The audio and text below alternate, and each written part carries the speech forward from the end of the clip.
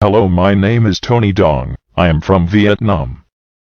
The UN says oceans are under threat as never before. Secretary General Antonio Guterres opened the first UN conference on oceans Monday, with a warning that the seas are under threat as never before, noting one recent study warns that discarded plastic garbage could outweigh fish by 2050 if nothing is done. The UN chief told presidents, ministers, diplomats, and environmental activists from nearly 200 countries that oceans, the lifeblood of our planet, are being severely damaged by pollution, garbage, overfishing, and the effects of climate change. The 5-day conference, which began on World Environment Day, is the first major event to focus on climate since U.S. President Donald Trump announced Thursday that the United States will withdraw from the 2015 Paris Climate Agreement, a decision criticized by Bolivian President Evo Morales and other speakers Monday. Guterres said the aim of the conference is to turn the tide and solve the problems that we created.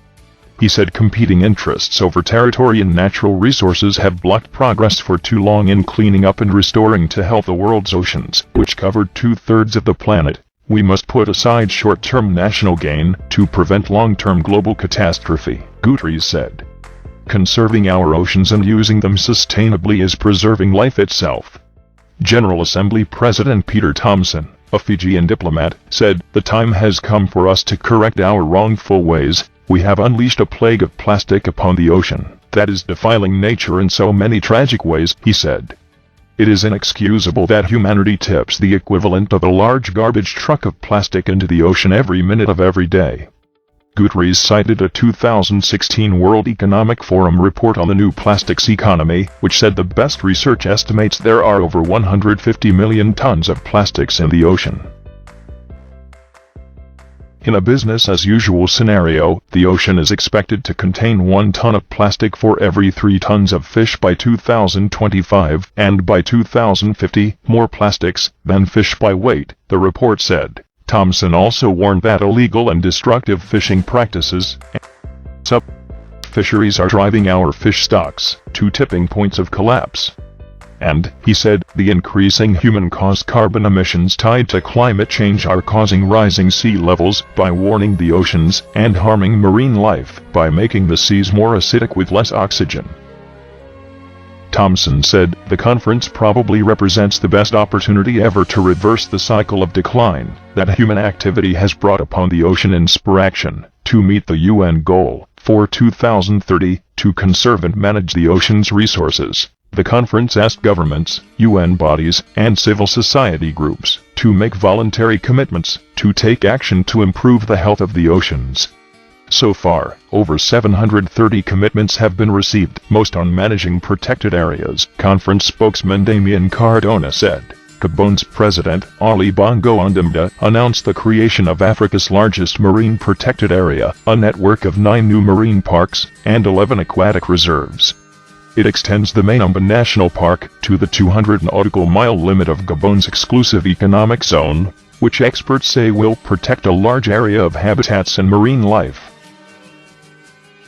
At the end of the conference Friday, nearly 200 countries will issue a call for action addressing marine issues, which Cardona said has already been agreed.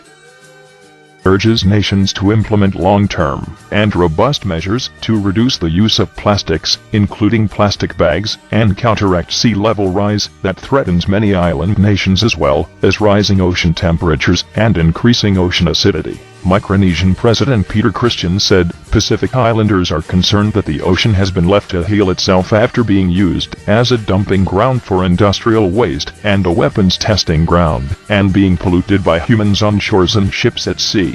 Stressing the importance of all countries being part of the Paris Agreement, Christian said in an apparent reference to Trump's decision, while some may continue to deny man's culpability for the damaging effects of climate change on islands and islanders, no man, no island, no village, and no nation can deny that trash in our oceans is of man's own doing.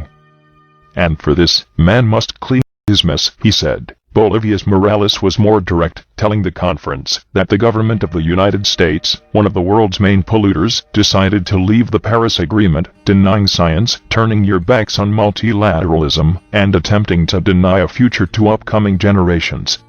This has made it the main threat to Mother Earth and life itself, Morales said.